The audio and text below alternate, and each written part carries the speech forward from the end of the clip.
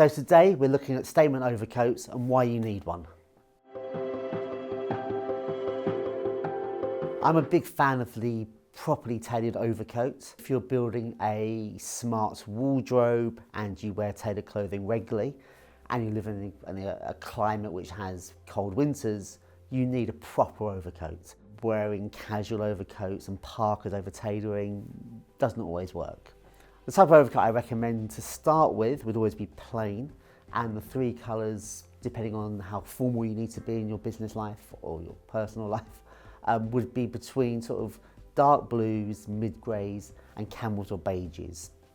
Because they're neutral, they can be worn over suits, they can be worn with blazers or sports jackets. In a modern wardrobe, and if you're looking for versatility and keeping it quite tight, I also suggest nowadays, which is different to maybe a decade or so ago, having an overcoat which also works better, less formally. This camel overcoat, for example, is a perfect example. It has all the elements of the traditional Chesterfield in the classic step collar, the structured shoulder, the sleeve head, a good length. Make sure your overcoat is plenty long enough to cover your suit jacket or blazer. Make sure the sleeves are plenty long enough to cover your jacket sleeve. But one of the twists on this to make it slightly less formal, slightly less austere, are the side pockets, which are sort of what they call hand-warming pockets. So you could wear this less formally than perhaps just over a blazer. It could work instead of a blazer. Great tip for those horrible transitional days when you're not sure what the weather's doing. Okay.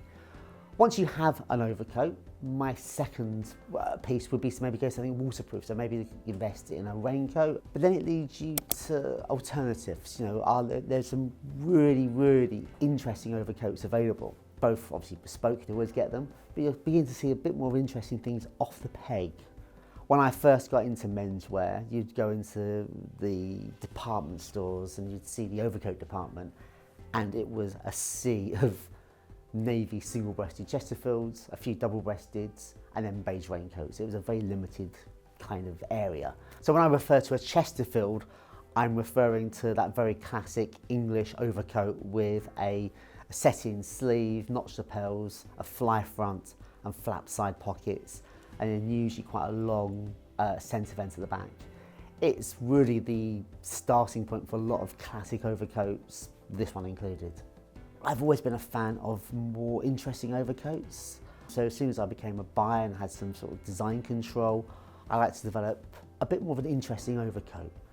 Lots of the details you see on vintage overcoats that's kind of got lost, things like cuffs on jackets, half belts at the back, pleats in the back, interesting pockets, look great on an overcoat. My advice to customers is when do you actually need one? And I often sometimes bring this up to when people are building their wardrobes, is when they're perhaps looking for their third or fourth sports jacket, or they're looking for a fancier suit. So rather than going for maybe a really bold suit or a fancy tweed jacket, what you really need in your wardrobe is a statement overcoat.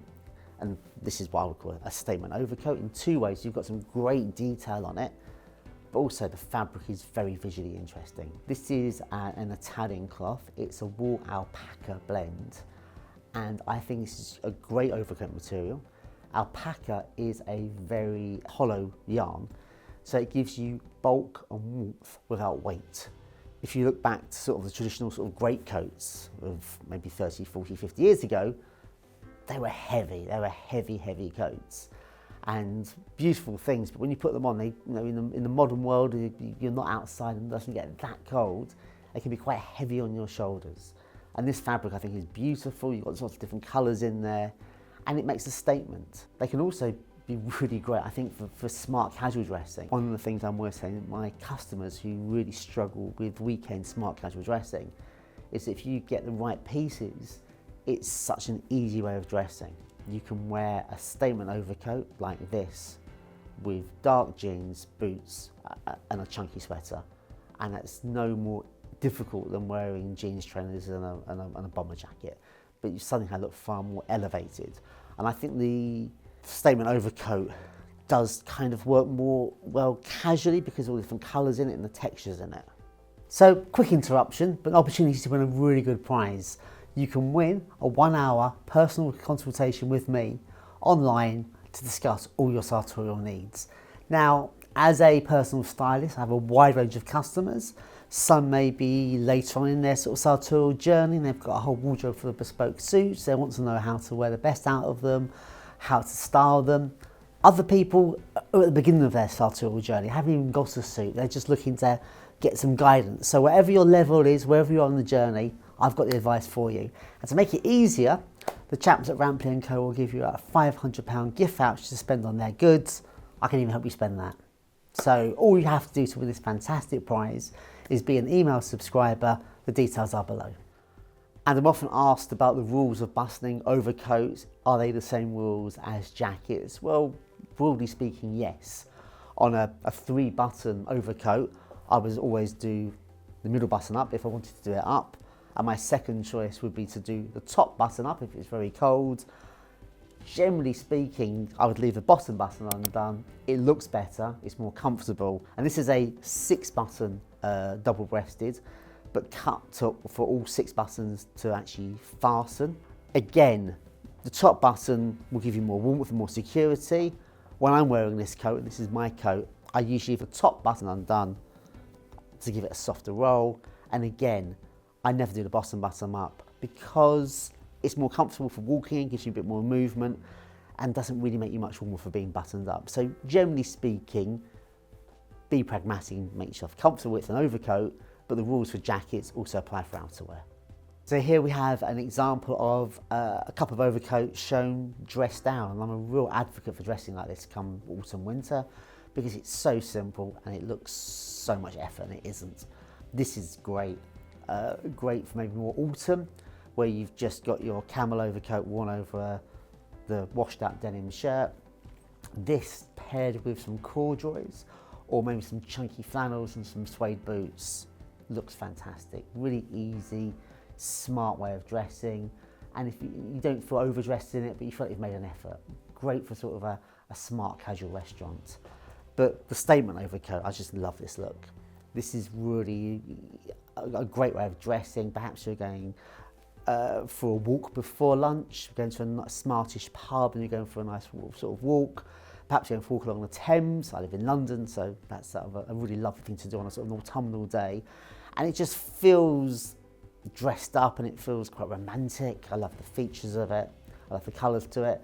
But then you're just literally over a crew neck and some dark jeans. Again, probably some boots with it, because I like boots in the winter. Probably some polished Chelsea boots would be great with it. And then if you want an extra layer, a bit more interest, a very simple cashmere scarf looks an extra layer, but also very practical.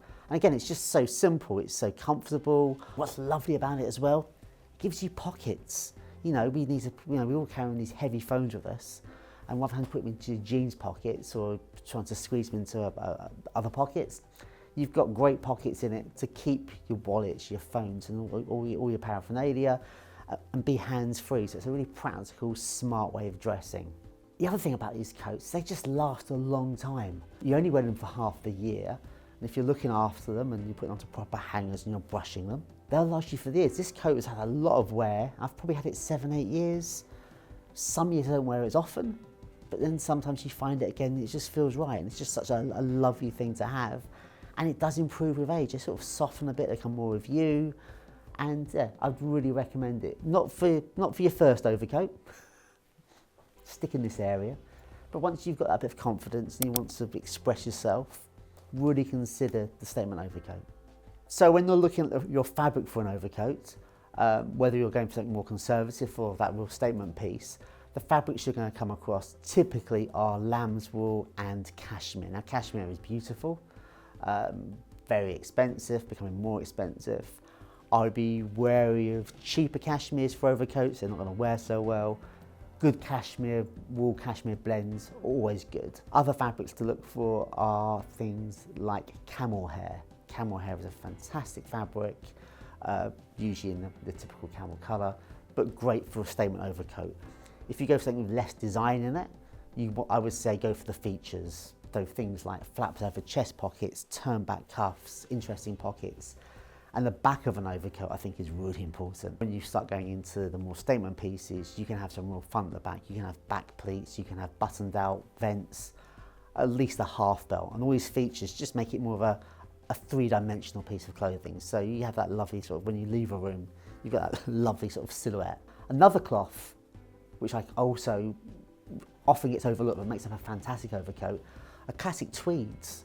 So often if you're looking for your tweed overcoats, and I'm helping customers pick their wardrobe, and we're looking at sort of proper, heavier country tweeds, we often then say, well, actually what you really need, rather than a hacking jacket or a sports jacket, is maybe just go for an overcoat, which is just a bit more practical. Great in all weather. And again, you've got some amazing tweeds available. So if you're going bespoke or made to measure, you have your overcoat bunches. Always ask to see the heavier tweeds. You might see something there which is a bit more interesting. Well, I hope I've given you some food for thought. As you can probably tell, I'm a big fan of the statement overcoat. If I've inspired you to try something, let me know in the comments. And as usual, please subscribe.